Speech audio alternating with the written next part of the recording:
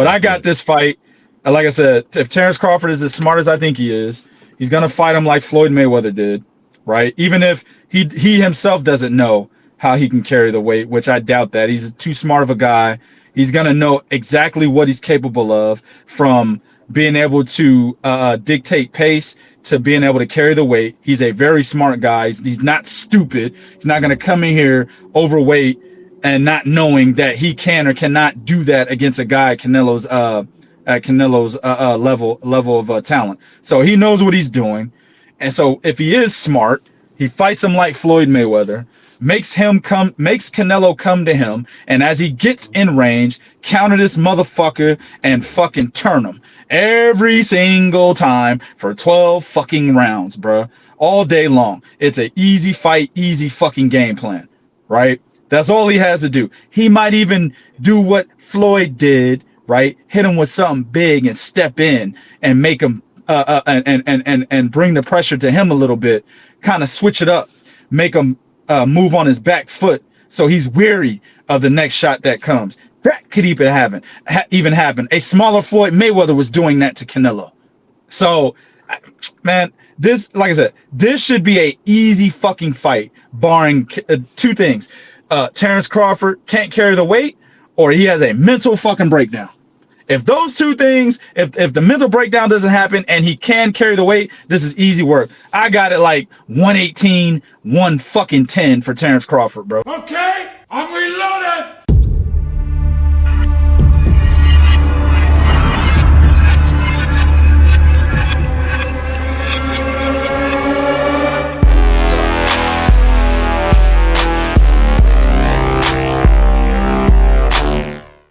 I told y'all.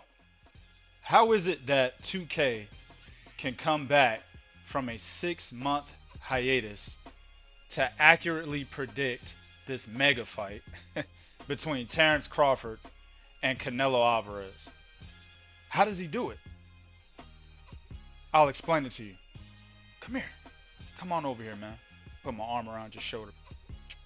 You listening? Canelo Alvarez was never a top-tier fighter. Did you hear that? Canelo Alvarez was never a top-tier fighter. Is he one of the best fighters in the sport? Absolutely. Canelo has 68 bouts. You have to respect his longevity in the sport and being able to fight at a high level, regardless of who he's fought, you know, towards the tail end of his career, right? You have to respect at least his longevity and fighting at a high level. But when I say top tier, I'm talking about upper echelon, right? A better way to put this is Hall of Fame is supposed to be the upper echelon, right? But it's really not. You got guys like Floyd Mayweather in the Hall of Fame, Muhammad Ali, George Foreman, right? But then in another breath, you have guys like Ingemar Johansson and Arturo Gatti in there as well. All of these guys are considered the best fighters in the history of the sport, but there's levels even when you're talking about the Hall of Fame. Arturo Gatti 100% cannot sit at the same table as Floyd Mayweather, and we actually have real evidence of that, right? Their actual fight. So that's the same with Canelo. While he is in a container of some of the best fighters in the sport, he could not sit at a table, in my opinion, with Terence Crawford. We have real data on that. That's actually fact. But the opinion goes to Alexander Usyk or even Inoue Inoue, right? Those guys are on the upper echelon of boxing in this era. When we talk about, you know, some of the older eras, Canelo Alvarez cannot sit at the table with a Andre Ward, right? A Roy Jones Jr. in the 90s, in the early, before, you know, he fought Antonio Tarver, right? But that Roy. Floyd Mayweather, obviously there's data on that fight. He can't sit at the table with those guys. So he's not upper echelon, is what I mean by saying not top tier. He was outclassed on paper, and he was outclassed in the ring. And if you know what Canelo Alvarez has been capable of over all these years of him fighting. If you followed him, not as a fan, but as a fan of the sport, where you're pretty much holding all fighters on the same scale when you rate them, then you could not have rated Canelo any higher than an A-, right? Terence Crawford has been an A+ fighter for a long time now. If you know how to watch guys and how they illustrate skill in the ring, regardless of who they're fighting, but just the skill that they illustrate in the ring, right? The confidence level, the IQ. You knew that Terence Crawford was an A+ level fighter for a long time now. If you didn't know for the longest, if you want to say he wasn't that at 135 when he was beating Yuri Ortiz Gamboa, at 140 when he became undisputed the first time, at 147, right? Before fighting Errol Spence, then the Errol Spence fight should have taught you that. But the problem is with a lot of these fans, and I love it, I want y'all to still have the same kind of mindset, because I'm going to keep taking y'all's money, man. You know what I'm saying? But the problem with these fans is they are fans of fighters, bro. They don't know what they're looking at. They have no ability to break down a fight, to basically take two fighters, make a real comparison of their styles, and leave the unknowns out of it, right? In this fight, the unknown was weight. And I kept telling, you know, the panel in the show that we had, the prediction video, right?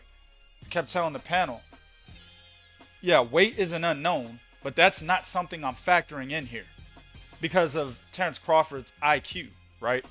His IQ was levels above Canelo Alvarez for a long time, guys. I mean, Terence Crawford has been the smartest fighter in this era for a long time. It didn't just happen when he beat Canelo. It didn't just happen when he beat Errol Spence. He's been that dude when it comes to his IQ. There's videos on this channel going way back, likely back to when Terence Crawford annihilated Victor Postal, where I said that this guy's IQ is unmatched, with exception to Floyd Mayweather and Andre Ward, right? So I've always told you guys, remember since 2017, you know, these are years when I was really active, had a lot of subscribers. I've been really inconsistent because boxing is pissing me off. You know what I'm saying? And we'll say that for another video. But boxing is really pissing me off. So I've been real inconsistent. Haven't even been watching fights like that. But I'm still able to know that Terence Crawford was going to wash Canelo because of his IQ. It really starts there. Skills are second. Weight was never going to be an issue. And I was never worried about that.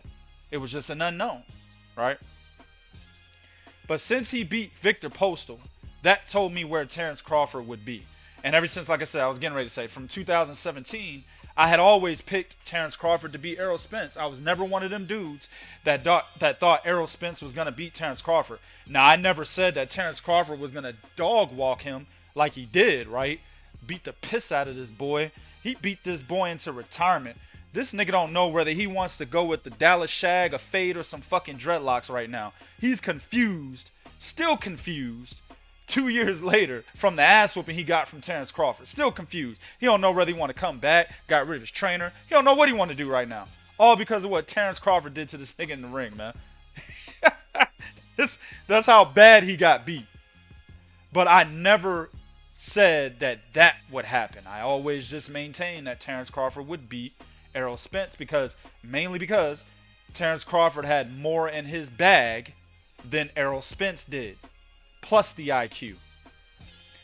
To me, the Canelo Alvarez Terence Crawford fight was much more of a mismatch.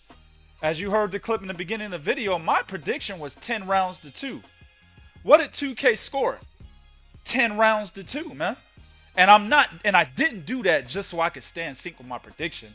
You guys know who have followed me for a very long time. You know, when I was real consistent and through my inconsistencies, there's still a lot of cats on here that follow me from 2016 when I started this channel, right? So You folks know that I don't score fights just so I can align with my prediction. There's been several predictions I made where I said a guy was going to wash another guy, and it didn't happen. My scorecard reflected that. And then I said a guy would beat a guy by split decision or something like that, but my scorecard had him winning wide unanimous decision, right? Plenty of fights that's happened. So I don't score just to align my prediction.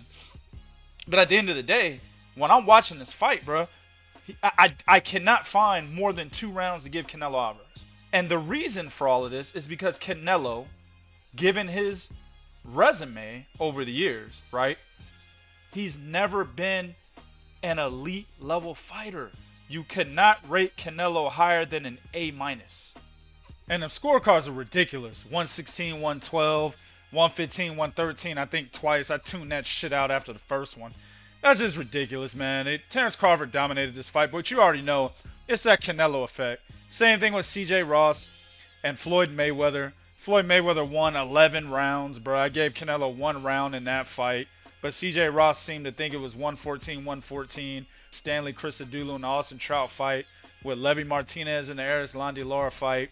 You had the damn judges in the Dimitri Bivol fight. I had Bivol winning that fight. 116, 112, 117, 111-ish. I didn't give Canelo more than 4 rounds, or well, I don't think I gave more than 3 rounds in that fight. I mean, Bivol, Terence Crawford, Floyd Mayweather dominated Canelo Alvarez, but for some reason, judges always got the fight close. You know these judges come into the fight, Canelo up by 3 rounds before the damn fight even starts. That's that Canelo effect.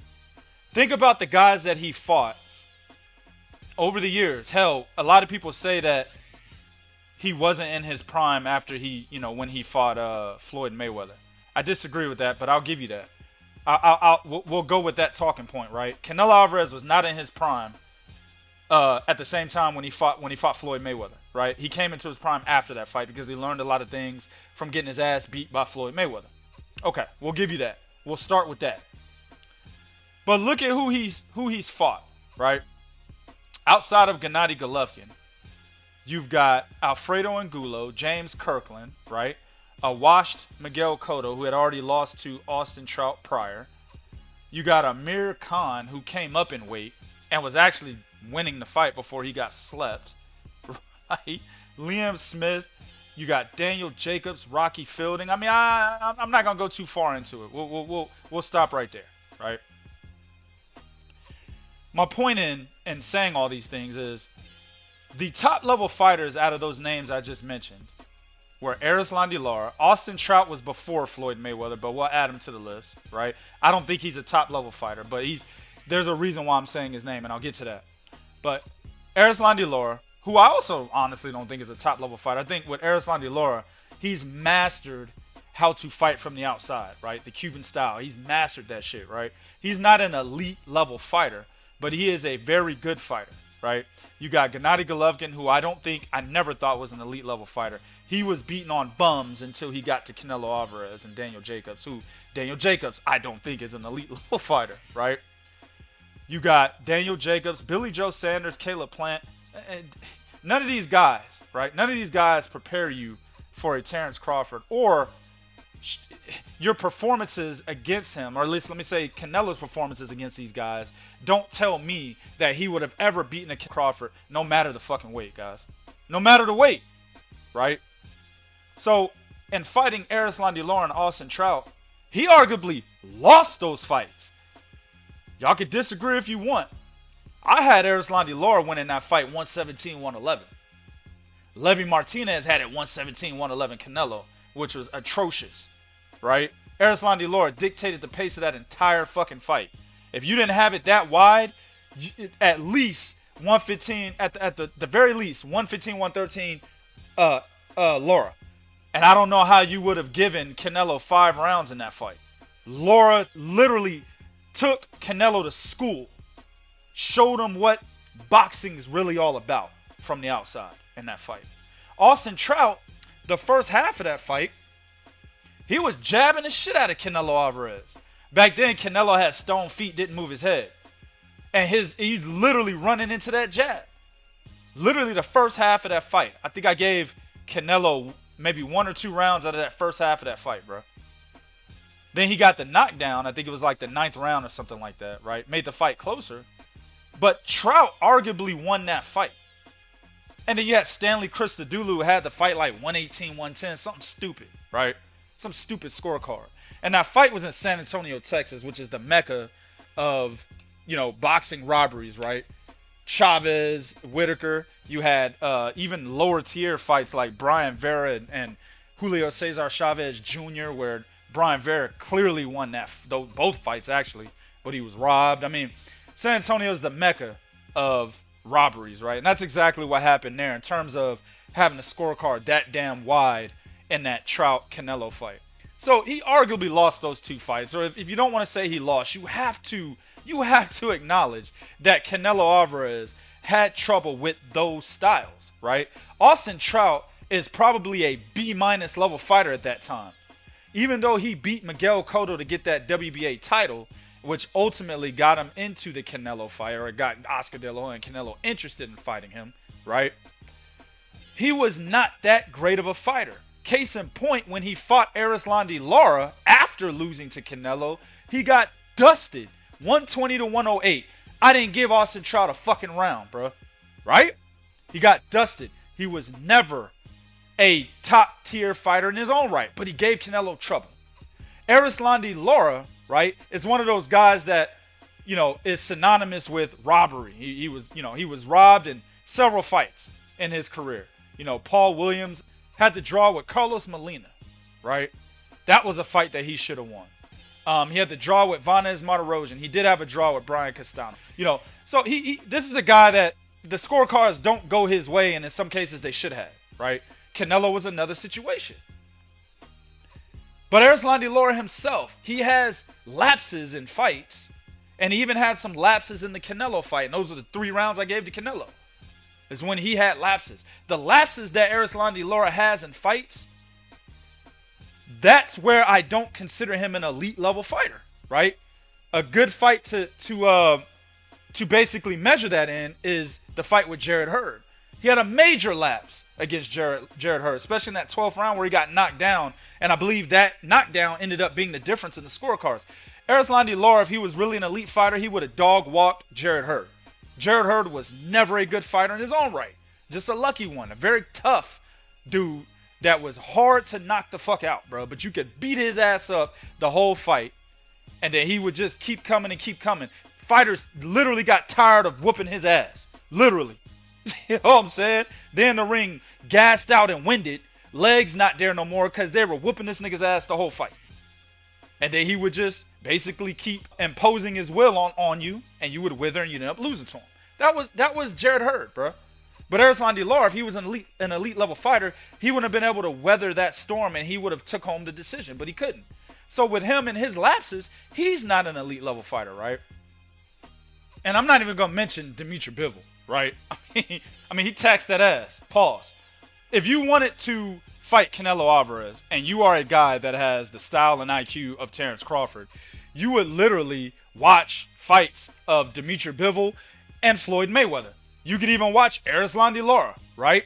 You could watch Austin Trout. But the 2 big fights would be Dimitri Bivol and Floyd Mayweather if you're Terence Crawford. Why? Because you can incorporate both of those guys' styles, right? So Canelo Alvarez is walking around out here in these streets with data on how to beat his ass. Canelo Alvarez, when fighting guys who are good boxers, always had trouble. He had trouble with Billy Joe Sanders, right? Southpaw. He was out boxing Canelo in the first half of that fight. He just caught up to him, knocked him out. Caleb Plant had moments in that fight, was out boxing him, caught up to him, but he ended up, beating his ass. I think he knocked out Caleb Plant, if I'm not mistaken, right? So he's always had trouble with boxers, guys. Always had trouble with boxers. Jermell Charlo, I'm not even going to mention him. I think that fight was a fluke. I think Jermell got paid off. The jury can recant that statement. Take it back, because that's speculation. At the end of the day, Jermell Charlo was not the same fighter he was at 154. I'll put it like that. There were times in that fight where Jermell Charlo was getting the best of Canelo Alvarez, and for some reason, maybe it was off script, he took his foot off the gas. Who knows? But Jermell Charlo, to me in that fight, wasn't the Jermell Charlo that fought at 154. We'll just say that, right? Gennady Golovkin was never that dude. He was a knockout artist of bums. That's what he did in his career. Your Dominique Wades, your Willie Monroe fucking Juniors, right? Your Marco Antonio Rubios, second tier fighters that are from, other countries like Daniel Gill, Matthew Macklin, right? That's what he was known for. Curtis Stevens, Nobuhiro Ishida. That's the guy that knocked out James Kirkland when he got out of jail. Knocked him out in the first round, I believe. But that was his claim to fame, right? Gregors Proxa, Gabe Rosado, David Lemieux. Look at these names. Trash, bro. Trash. The best name on Gennady Golovkin's record is Kell Brook. Some people will say Daniel Jacobs. I disagree. Kell Brook, because Kell Brook did more at 147 than Daniel Jacobs was able to do at 160. Kell Brook is the best name. And Kell Brook moved up 2 weight classes, bro. So that literally somewhat takes away from Gennady Golovkin's win there. Because Kell Brook isn't no Terence Crawford. He never had the IQ, right? The will and determination to be able to move up multiple weight classes and still be able to weather the storm and still be able to dictate the pace of the fight. Doesn't have that. Canelo Alvarez was never that guy, ladies and gents. He never was. But fans wanted to make him that guy. He struggled with John Ryder. Like I said, I don't want to get into too much of his resume because I'm starting to. But if you watch his fight from the jump, Terence Crawford he fought southpaw the whole fight.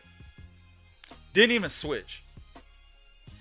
Kept the fight on the outside, would walk him down at times, would stay in the pocket. When he felt Canelo's power and it didn't hurt him, he stayed in the pocket at times. He made Canelo learn, or somewhat he had to learn, how to cut off the ring. Canelo Alvarez in his advanced age, and to be honest with you, Canelo's never been a guy that could cut the ring off. I said this in our prediction video. He's never been a guy that could cut the ring off, right?